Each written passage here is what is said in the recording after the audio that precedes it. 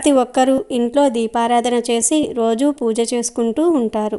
పూజ చేయటం వలన భగవంతుడి అనుగ్రహం కలుగుతుందని, అనుకున్నవి జరుగుతాయని, కష్టాలు ఏమీ ఉండవని నమ్ముతూ ఉంటారు. ఆ సమయంలోనే పూజ చేయాలి, ఈ సమయంలో పూజ చేయకూడదు అనే విషయం ఎప్పుడూ కూడా పూజ విషయంలో లేదు. ఎప్పుడైనా సరే పూజ చేసుకోవచ్చు. మనస్సు పెట్టి భగవంతుణ్ణి పూజించడానికి అస్సలు సమయమే లేదు.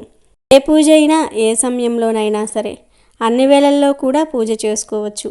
దానికి ఏమీ అడ్డు చెప్పలేదు భగవంతుడు. పైగా ఆహారం విషయంలో కూడా ఎలాంటి నియమం లేదు. సంధ్యావందనం చేసుకునే వాళ్ళు మాత్రమే ఏమీ తినకుండా సంధ్యావందనం చేసుకోవాలి. ఆ తర్వాత కాస్త ఆహారాన్ని తిని పూజ కూడా చేసుకోవచ్చు.